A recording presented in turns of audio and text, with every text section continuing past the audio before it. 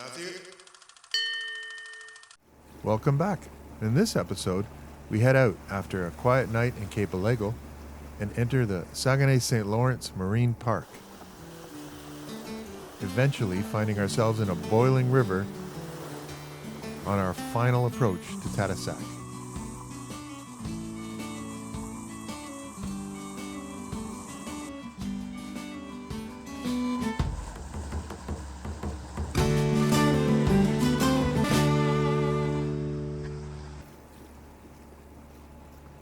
This morning, another early start for a shorter run today of about 30 nautical miles, but once again, tidal currents are a factor. Extra, in fact, as our target today, being Tadoussac, is at the confluence of the St. Lawrence and the Saguenay rivers. So that means that as we close in on Tadoussac, we can expect to experience substantial currents and see more wildlife like this seal, who didn't think too much of us. The highlight of today's passage, now that the salinity of the river has become much saltier, is that we'll be entering into the Saguenay-St. Lawrence Marine Park.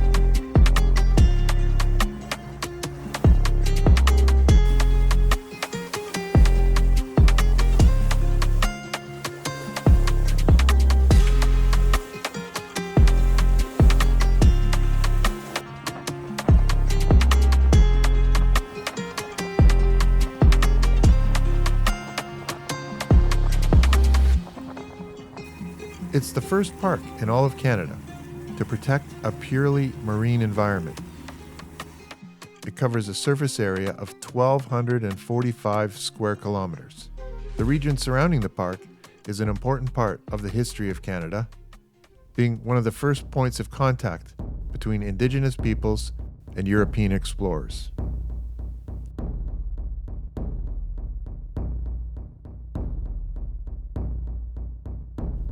And it's the birthplace of the intercontinental fur trade. And sadly, the start of some very dark times. The Saguenay-St. Lawrence Marine Protected Area and surrounding areas are part of the traditional territories. The Saguenay-Lac-Saint-Jean region has a personal connection. It's where my grandmother is from, born Flora Coombs on April 20th, 1903, at the Indian Mission Hospital on the reservation at Point Bleu on the shores of Lac Saint-Jean in the district of Chicoutimi. She grew up on the Mashtaweyats Reservation, known today as the Pequaqununuach, or Flat Lake People First Nation. There's no harvesting of natural resources permitted in the park, which simply means no whaling. And it's a prime spot for whale watching.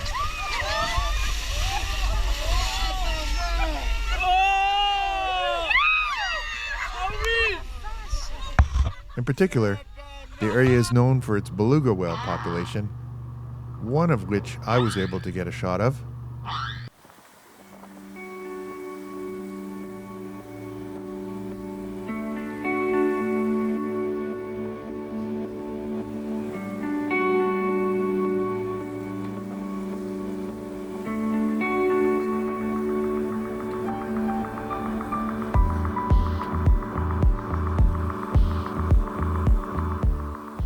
Now, tidal currents and winds begin to clash as they meet each other, moving in opposite directions, which develops into a choppy sea state.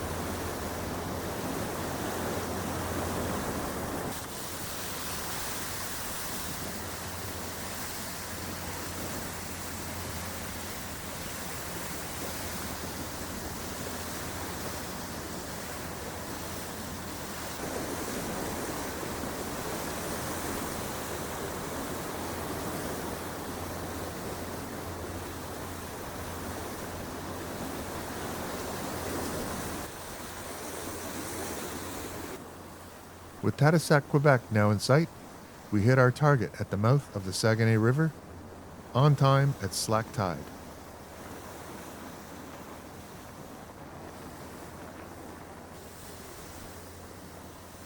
The Prince Shoal Light, recognized as a federal heritage building built in 1961, that's right, my birth year, sits atop a rocky underwater pinnacle just south of Tadoussac. The shoal itself lies at about 16 feet below the surface, which isn't a depth issue for us, but could well be for a ship. It was built at Champlain Dry Dock at Quebec City and Levi, which is about 105 miles upstream from here. The steel superstructure was towed downriver by 4 tugboats. When the tide was right, the lower chamber was flooded and slowly sank the structure onto a specially built foundation on the river's bottom. The structure proved itself in a big way in 1966 when a winter storm generated waves so high that its rooftop helipad was underwater. It not only survived, but it protected the keepers inside. At one time, it was even recognized by Canada Post on a stamp in 1984 as part of the Lighthouses of Canada series. The Prince Shoal Light proudly continues to safely guide mariners today, including us. Tadoussac, a longtime Indian trading center that the Innu people used as a base for hunting seal. Tadoussac was visited by Cartier in 1535 and Roberval in 1542. Over the next 60 years, the site became a meeting place for Indian and European traders.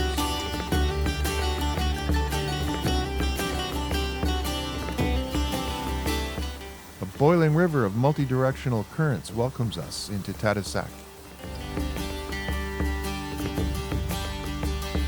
I've always been mesmerized by watching surface currents as they morph into different textures and shapes. And from time to time, I like to let segments in my videos breathe, like this one, so that those of you who've maybe never seen this can be in the moment with me.